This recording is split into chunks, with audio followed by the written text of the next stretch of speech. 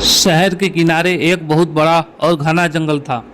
वहाँ बाकी सब जानवरों के साथ साथ एक पक्षियों का झुंड भी रहता था।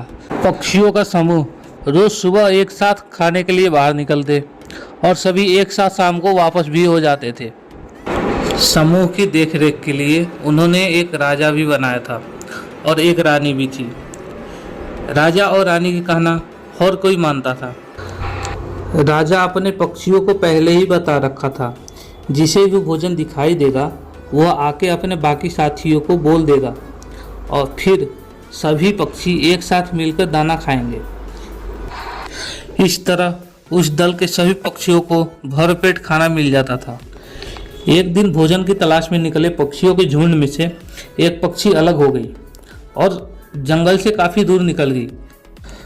वह ऐसे ही उड़ते उड़ते काफ़ी दूर रोड के किनारे पहुंच गई, जहां काफ़ी गाड़ियों का आना जाना लगा रहता था।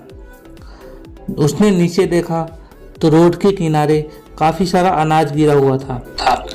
यह रोड गांव को शहर से मिलाने का काम करता था। इसी रोड से रोज बोरे में भरकर गाड़ियां अनाज को शहर ले जाते, जिससे गांव वाला का रोजी रोटी चलता था। चिड़िया गाड़ियों में अनाज के बड़े बोरे देख के बहुत खुश हुई, क्योंकि दाना चुनने के लिए उसे कहीं और जाने की जरूरत नहीं थी। वह चिड़िया वापस जाते जाते सोच रही थी, इस रास्ते से गाड़ियाँ रोज जाती होंगी, अनाज के दाने भी रोज गिरेंगे, इसका मतलब मुझे कहीं और जाने की जरूरत नहीं है।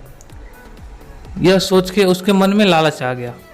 उस शाम को जब चिड़िया अपने दल में वापस पहुंची, तब उसके बाकी साथियों ने देर से आने का कारण पूछा। चिड़िया ने भी एक झूठी अनूठी कहानी सुना दी कि वह किसी तरह अपनी जान बचा के आई है। उस रास्ते से इतनी गाड़ियां गुजरती हैं कि रास्ता पार करना भी मुश्किल है। दल की बाकी चिड़िया यह सुनकर डर गई और सभी ने निश्चय कर लिया कि उस रास्ते पर वापस कभी नहीं जाएंगी। इस तरह वह चिड़िया रोज उसी रास्ते पर जाकर पेट भर के खाना खाती और शाम को वापस आ जाती। एक दिन चिड़िया रोज की तरह रास्ते में बैठ के खाना खा रही थी। खाना खाने में वो इतनी मग्न थी कि उसे अपनी तरफ आती हुई गाड़ी की आहट ही नहीं सुनाई दी। गाड़ी भी तेजी से आगे बढ़ रही थी।